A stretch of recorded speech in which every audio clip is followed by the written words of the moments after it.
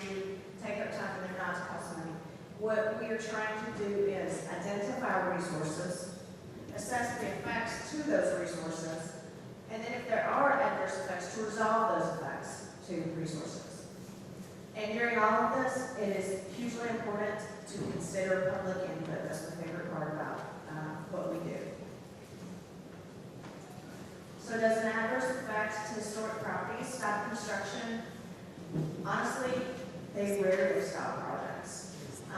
Like I mentioned, there are, when you have adverse effects, you have conversations. You have conversations about how to mitigate those effects. There are several options. First, we try to avoid those effects. So if a federally funded project has the potential to affect an archaeological site, like the cemetery that Ellis and Jay were just talking about, then what the first and best outcome would be is to avoid impacting that cultural resource. If it cannot be avoided, the next step is to minimize any effects that might happen to those resources. So I don't know how many of you guys might have gone on the tour, but a good example of that might be, and this was not Section 106 related, so I'm just pulling from a recent example. But you have part of the Newport Barracks, where that portion of the site is saved, that's under the city of Newport's care right now, whereas the other side has pretty much been disturbed by development. But impacts to the overall Newport Barracks have been minimized because there is a portion of that site left. And then we get to, I think, what a lot of people get a little nervous about when it comes to Section 106.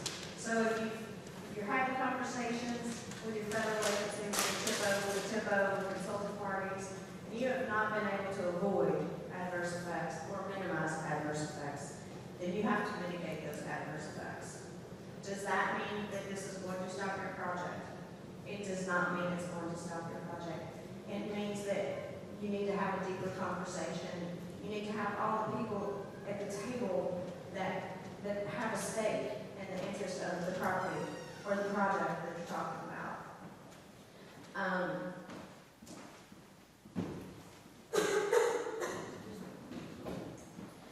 So it's best when you have all these people at the table having a conversation that everybody has the opportunity to bring their ideas to the table on how to mitigate adverse effects. And frankly, it should, while the federal agency is guiding this conversation, while the SHPO has a voice in it, oftentimes it's the people right there, it's the local people.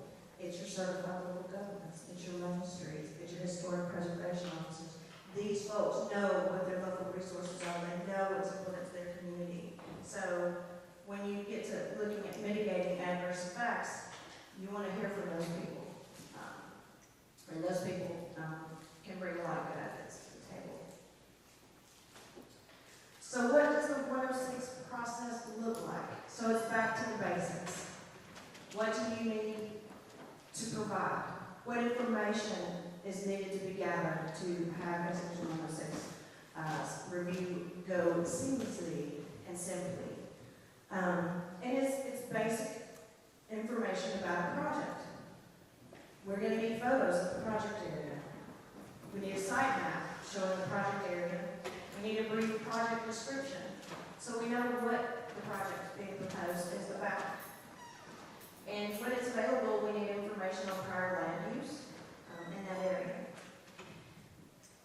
Then we also need, if there are going to be lasting effects visually, we need previously documented information on cultural and historic sites or above ground sites. And if there's going to be ground disturbance, we need previously documented information on cultural or archaeological sites in the area. Now, going back to one of the top 3 questions that I got about Section 106, how much does it cost? So if you are going to need to look at archaeological data, whether something's been surveyed, whether a site has been located in a project area, then there's a small fee to have a report generated for archaeological data in the world of Section 106 at least is often private. It is private because landowners don't want folks trespassing onto their property, because Native Americans might not want information shared about their sacred sites. So not just anybody can walk in and get archaeological site data. But again, note, there is no cost for a Section 106 review. Now, say we are looking at a project and we need to identify whether there are resources there. We don't know. So we're going to have an 8-mile-long road built. And in this 8 miles, we have no idea. It has never been surveyed before, and we have no idea whether there could be cultural, historic, or archaeological sites there. The Section 106 process calls for identification of properties. We may have to ask for an archaeological survey or a cultural historic survey. Those cost money. In most instances, they should be paid for by the federal agency. I think more and more over time, that's not the case. It's been passed along to applicants and others. But yes, archaeologists and cultural historians have a knowledge and expertise that they spend many years obtaining. So to have them go out in the field and document these things, there's a cost to do so, and that information is very valuable, not just in the Section 106 process, but to us as a society.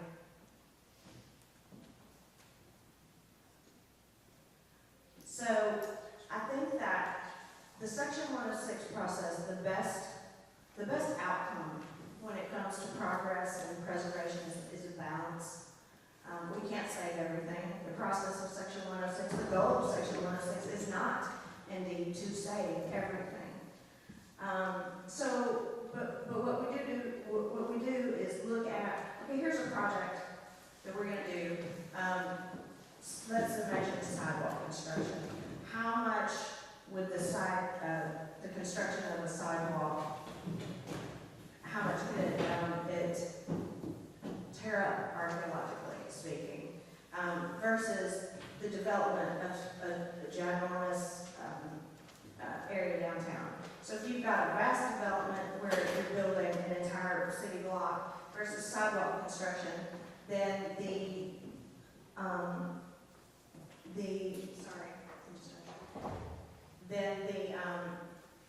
impact from the sidewalk construction is going to be less than the city block development, and that goes into consideration. So if you're going to mitigate adverse effects for a sidewalk construction, it's going to be something equal to that to mitigate it, and that might be something smaller, like maybe an interpretive sign might be a good mitigation idea for sidewalk construction.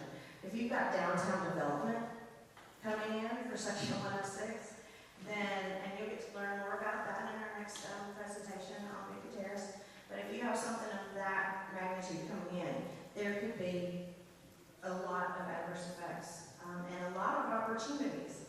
They're not just losses, they can be opportunities for sharing of information with the public about our shared cultural history. So a quick basic case study in how the SHPO can help in the Section 106 process. We have some properties that are, I believe these are new board properties. I'm an archaeologist, caveat disclaimer right now, but I will talk about an architecture firm. So in this case, we're looking at new construction in a historic district. And you can see the before and after pictures behind me. You can see the new construction in the after picture. So a conversation was had between consultant parties at some point that involved the historic preservation officer of the city of Newport, the SHPO, and any other consultant parties. Hopefully there were neighbors in this historic district that wanted to contribute. So they had a conversation. And they're like, okay, what is significant about this neighborhood? What can we put here that would not adversely affect this historic district? So they had a conversation about mass, scale, and setback, so that the new construction going into this location fit in with the the historic district of which it was a part. Okay. Another case study is rehabilitation of a house in a historic neighborhood. And again, I believe this is a Newport example. So you can see in the picture behind me, key architectural elements were preserved, and this came from a conversation among the federal agency, perhaps, the SHPO, and the city preservationists, and any other consulting parties. What is special and unique about this property? And this is the result of the conversation. It's the rehabilitation you see in this image. So what happens when there's nothing to consider? So you've looked at avoiding, you've looked at minimizing, and you've looked at mitigating. And I have put together a couple of examples of alternative mitigation that show more extreme outcomes, but they were very positive. Before my time here in Kentucky, there was the construction of Louisville bridges, and I'm sure most of you are familiar with that. When construction for Louisville bridges was planned, tons of consulting parties were involved in that. I can't even tell you how many archaeological sites were going to be impacted. So not all of those sites, archaeological sites, were excavated. It was decided among the consulting parties and the federal agency that it would be more fruitful to do data recovery, which is what you kind of see on the Discovery Channel, like the phase 3 intense data recovery of a few archaeological sites, but then also to produce other things that the public could access. So a book came from this, an archaeological conference came from this, a webpage, the Discover Kentucky Archaeology webpage with over 80 site profiles came from it, and anybody can click on and read it. And that is your history. That is Kentucky's history. It's Kentucky's archaeology for the public out there. So did we lose some archaeological sites? We sure did. But we got something else in exchange for it, and that is archaeology that can be shared with everyone.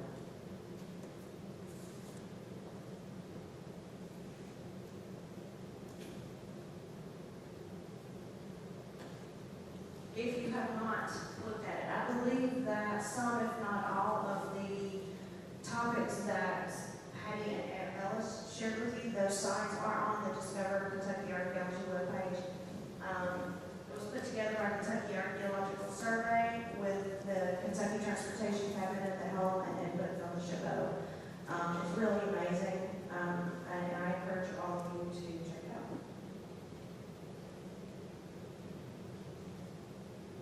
So what Section 106 is not, and this goes back to a lot of calls that our agency gets. The SHPO has absolutely zero authority to prevent impacts to National Register listed properties, unless there's federal funding or permitting. But local city ordinances, they do. Easements, they do. So a lot of times people will call us and say, there's a National Register listed property that my grandfather used to own. They're about to tear it down, come and save it. By that time, it's too late. If you're in the Section 106 process and no easement has been placed on this, you haven't had talks with your city or county officials, there is not a lot of recourse left other than buying the property to save it. And that's, I just want to tell you that called hard trade. I don't know if people call and ask that because we're site protection, and so they think that we have purview over these types of things. Sadly, we do not. So if you have questions about how to preserve a significant archaeological site or how to preserve an architectural marvel, call us before there's construction. Don't wait till Section 106 has hit you. If we can't help you, we'll do our best to find somebody that can, and every SHPO across the country will tell you the same thing. So let's talk. What does Section 106 do for us? That's what it does for us. It brings us together to talk. Use your voices. I know there are Main Street coordinators in this room. I know there are certified local government and historic preservation officers in you can be heard. Please step up and speak for the Section 106 process when you have the opportunity. So a few things that Section 106 can do, and if it can't do them on its own, it sure gets a good head start in the preservation community. So it's a good kickoff for preservation planning. Most of, maybe it's all of them, again, I'm an archaeologist, but most of the certified local governments here have a historic preservation officer, which means they have historic districts, and they usually have an overlay, and that there's two there. It's what you can and cannot do in your district, and it helps to preserve what's special about it. And doing that maintains or increases your property values, because it's a set of guidelines that is relatively consistent, that is applied across the board. So everybody in that neighborhood or that historic district follows those guidelines to preserve that property value. It's a promoter of economic development. There are other ways, but if there's no other way to look at it, you can look at it as heritage tourism. This morning, for example, we just took off to Newport and looked at Newport Barracks and Evergreen Cemetery. These are both cultural resources. It brings people to town, and we come to town and we spend money. So heritage tourism is a means of economic development for our communities. And I think the most basic thing that Section 106 and the preservation overall does is it provides social cohesion. This is our shared history. It's our shared culture. It's something that brings us all together. It is the great uniter, or it can be. So why is Section 106 important? Why should you care?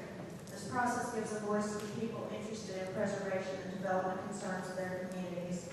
And without consideration of Kentucky's significant and unique cultural resources, pieces of our history and our identity are lost. Most of the time, once the cultural resources are lost, they're lost forever. So you really got to get in front of that. So I want to say thank you to the KHC staff that has helped put this on, to all the presenters, guest speakers, and to you, the conference attendees.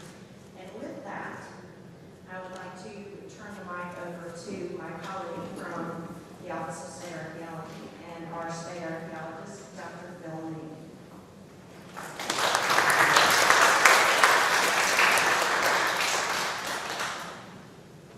Thank you, Nicole. Thank you, Greg. Thank you, KHC, for inviting me. A lot of what we do at the Office of State Archaeology is intertwined with what they do at KHC. And so, for those of you who want to preserve and protect, this is another tool in your toolbox. And for those of you who manage these are other things you may not know that you're responsible for managing. So we thought it would be good to just come up and give you a quick introduction. I am the director of the William S. Webb Museum and Office of State Archaeology, which is the default that makes me a state archaeologist. So what is the Kentucky Antiquities Act? It was introduced in 1962, prior to the National Historic Preservation Act of 1966, which does all that Section 106 stuff that Nicole just talked about. It actually was enacted because of something here in northern Kentucky. There were some out-of-state folks coming to dig up some stuff at Big Gold Lake State Park and shipping it out of the state, and so the legislature wanted to stop that, and so they passed this law. It declares a public policy to preserve archaeological sites and objects of antiquity, and so it applies to basically, I like to say, non-federal public lands. So it's lands owned or leased by the state, the county, a municipal corporation, so basically any governmental entity in the state that is not federal. It limits excavation and exploration to qualified individuals and institutions, and it doesn't really define that. So this is, you'll find if you talk to me, we often default back a little bit to the Heritage Council, and so they have very strict rules that it's a qualified individual to do archaeology, so it's not your cousin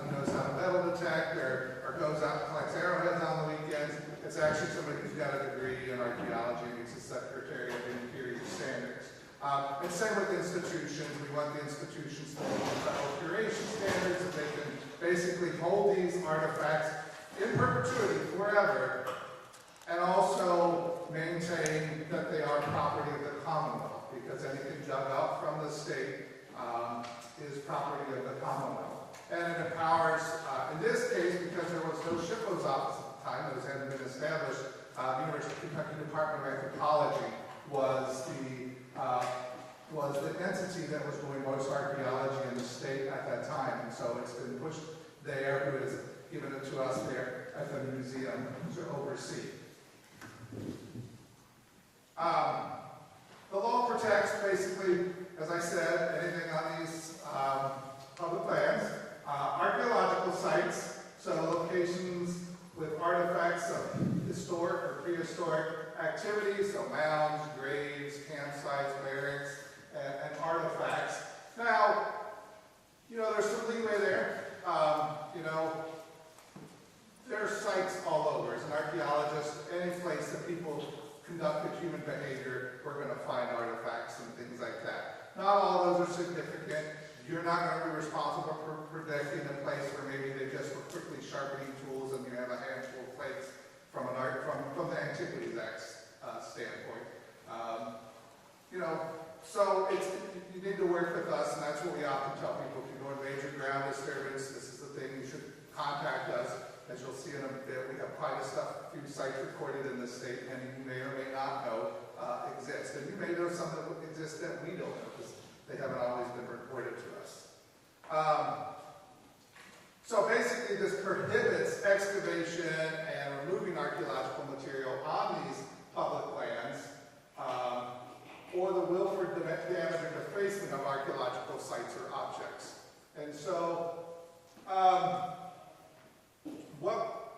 so again, when archaeology is done, it's done by qualified individuals. This is a way for you to protect sites that may be on your land as well, as we'll talk about here in a second. You are required to get a permit from our office if you're going to be doing work on any archaeological site on these public lands. And so that means that, one thing we get quite often is people who want to metal detect in a public park or something like that. State parks have actually passed a rule to prevent it. You as a city manager or somebody in the city, you can also default to that and say, look, you as the land manager can work with me if you want to do an but we need to make sure there's no site there, and we need to make sure that they understand anything that they find is property of the Commonwealth. They can't sell it on eBay, they can't start trading it with their buddies or put it in their personal museum. And once you start telling them that, most people have no interest in wanting to go out and metal detect. If they're just looking for coins or rings or lost things, that's where we try to work with people. The permits are issued by us. Again, they're good for a year. We can't revoke them if somebody's not doing the work appropriately. So we are the official repository of archaeological information in the state. The Office of State Archaeology maintains the archaeological site files, where we have over 30,000 archaeological sites recorded, and only about 8%, 7 to 8% of the state has been examined by professional archaeologists looking for those sites. And we maintain the reports that are written for Nicole and her staff, and that are written also for our CRM permits. Anyone who uncovers a site, either whether it's during 106, if it's on private land, if it's on one of these 106 projects and it's still on private land, they're required to report those to the Office of State Archaeology so that we can record the information. Because of that, because of the sensitivity of this data, because we don't want people out there digging up archaeological sites, this data is restricted data. It's, we don't release it to anybody but qualified archaeologists or agency personnel or landowners. If you own land and want to know if there's an archaeological site on it, we will work with you to do that. We have some other things in that act which we don't really do. We can put signs on sites.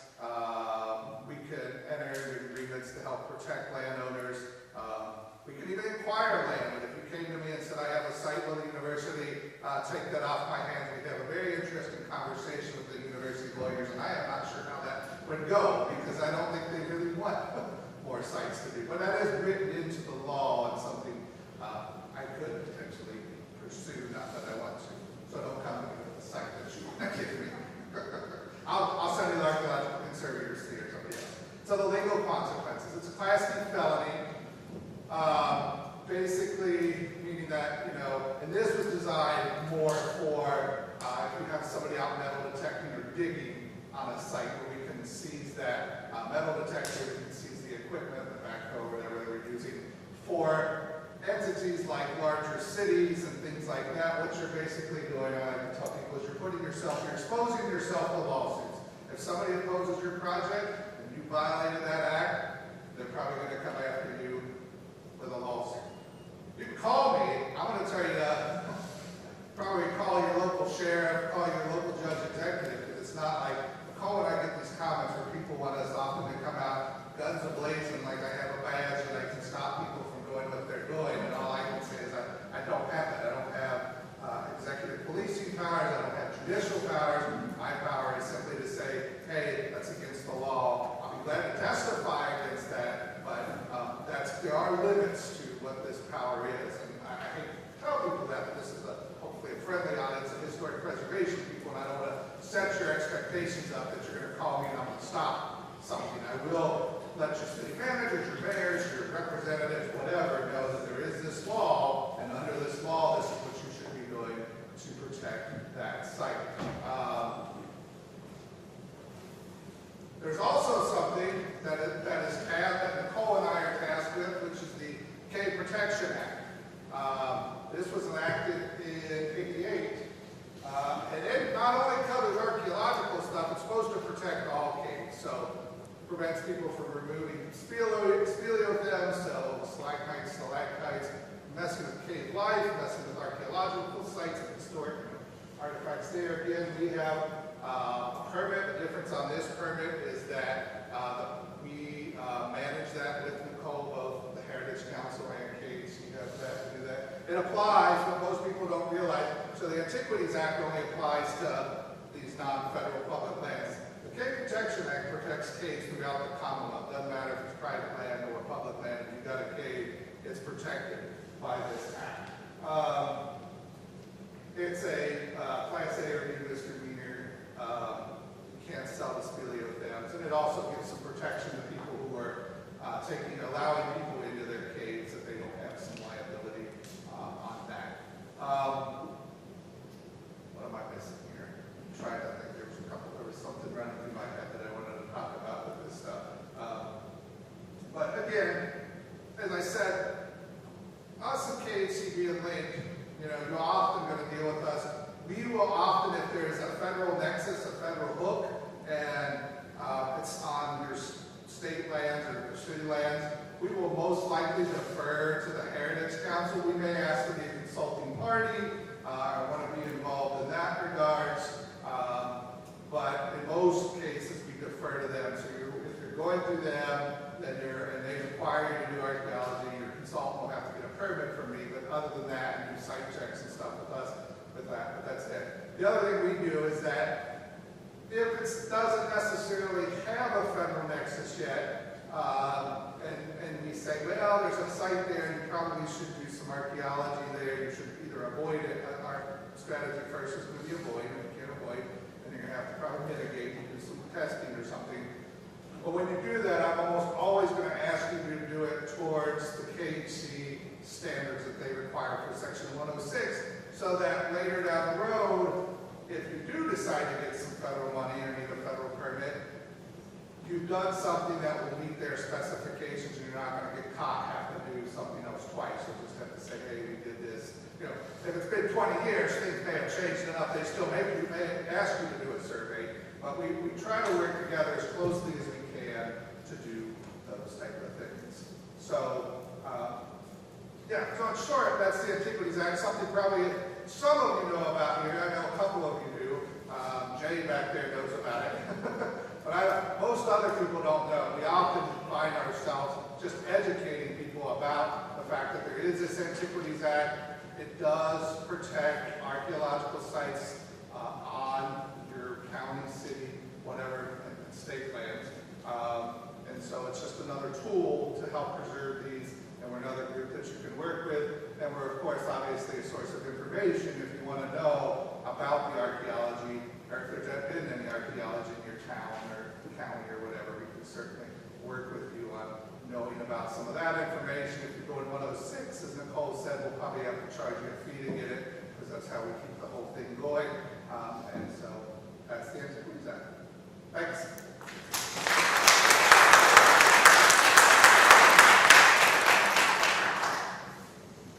Are there any questions? Somebody in here earlier asked about how many archaeological sites there were. Okay, Phil. It's over 30,000. It's like 31,000.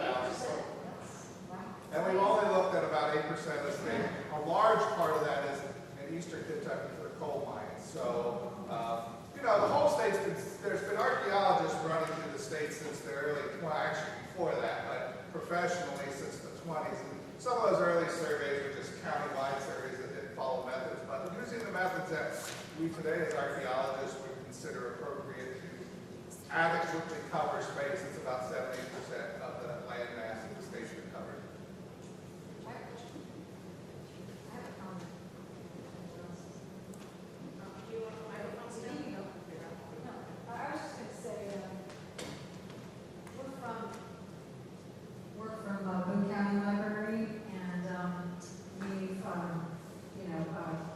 Been involved with stuff that we wrote, but I can just say to all of you who are professionals in this field, like in the library, we have lots of conversations with people in the community. We always, I ask, some of them are casual and some of them are more formal, but just that role of educating people, because I've heard a number of stories. I'm not from this area, but at the time I've worked there, I know at Big Bone they've had people go out with metal detectors. They had problems with people going out there, and so trying to help people understand that there are rules in place and there's a reason, and it's not just because the government wants to get in your business or whatever. Like, I just wanted to add that to the conversation, that libraries that aren't, are out there in the archaeology field, but we are kind of a tangential role in trying to help people understand what's going on in their community. Also, as far as historic preservation, because we get more people come in wanting to preserve this historic home or this whatever, and helping them understand how complicated that is being kind of the middle person with that. So,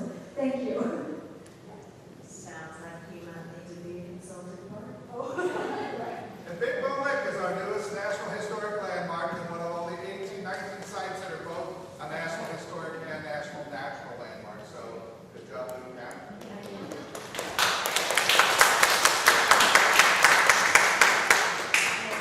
For any of y'all, if it's ever helpful for us to come and talk to smaller groups of people, call us. I have tons of business cards. Well, the only question I had was, we talked about public lands, and, I'm originally from Western Kentucky, Union County in particular, and down there they had a big blow up years ago in the Slack Farm. And I don't know, I know that what happened there prompted new legislation, but what did those people get in trouble for then, if they were on private land? Was it, they're disturbing graves, certainly, but the selling, trading of grave goods, is that something else? So it's usually the graves. If you're on private land and you have a Native American village and you want to dig it up and sell it on eBay, and you call Nicole or I, we will kvetch with you, we will cry with you, we will do whatever we can with you, but we cannot stop it if it is on private land. The only thing that will stop anything on private land there are cemetery and burial laws. You are not allowed, and Native Americans, Boone County has been very good about incorporating this actually into their ordinances, I believe. But the state legislation considers Native American burials cemetery, or any burial is considered a cemetery, and the Native American burials count. And And so, that would be where you would stop somebody. I don't know exactly, I don't remember exactly what they were prosecuted, but if that were to happen today, that's what we would hang our hat on, is stopping it through that. Yeah, I know that part of it was desecration of graves, which is illegal, but I want to say it was also transporting human remains across state lines.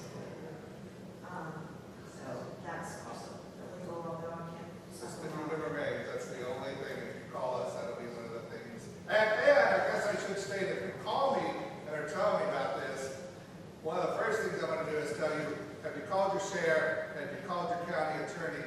Because you vote for them, they're going to listen to you. If I call them or Nicole calls them, they're going to be like, this is bureaucrat. Well, she's at least a Frankfurt bureaucrat. And I'm somebody at the University of Kentucky. It's like, don't you need to go worry about basketball or something like that? You can tell me about this archaeology for. And so I encourage you to do that. Also contact us, because we can provide you that cover, that support, and that we've dealt with these folks and can say, yes, here's the law, this is what it is, and so forth.